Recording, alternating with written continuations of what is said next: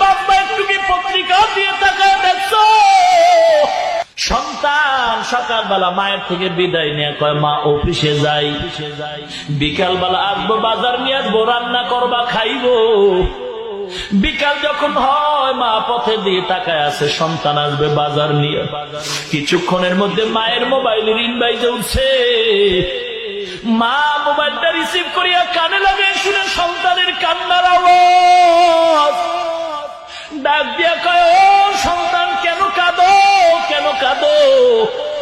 সন্তান কয় মা গো, তুমি আমাকে একটু মায়ার বিদায় দিয়া দাও, আর জীবনে বোধহয় মায়ের চেহারা দেখতে পারবো না।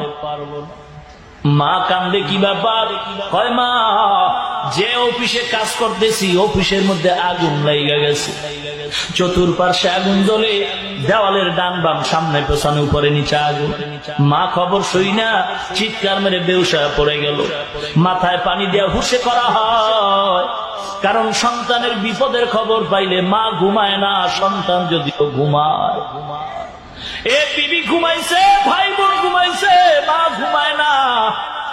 বারবার মোবাইল করে, বারবার মোবাইল করে, ও বাবা খাইছো, ঘুমাইছো, শরীরটা কেমন আছে? বিবি একবারও জিজ্ঞাসা, মা বারবার জিজ্ঞাসা করে। ওই মা আজকে যার দুনিয়ায় নাই, অন্ধকার কবর থেকে সন্তানের তাকায় দোয়ার আবদার জানায়, রে সন্তান, মাকে কবরে রাখছো, ভাইকে রাখছো, চিন্তা করলা না নিজেও একদিন চলে যাইবা।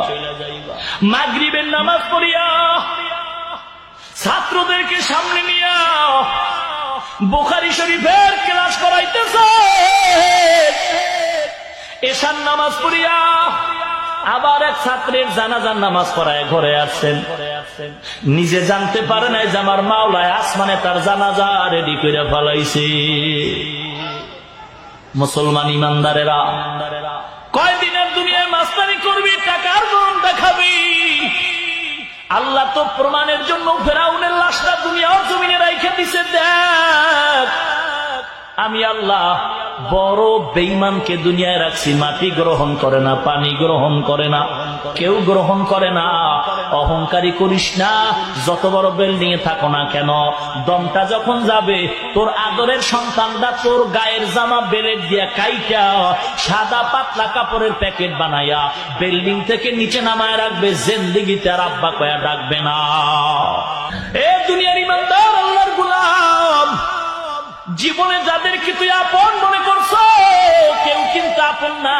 মাকে আপন বানাইছো, বাবারে আপন বানাইছো, দলের নেতা নেত্রীরে আপন বানাইছো, আসলে কেউ আপন না। স্বার্থে যদি আঘাত লাইগা যায়, লাথি মাইরা জেলখানায় ঢুকায় দিবে, খবর নেওয়ার কেউ থাকবে না।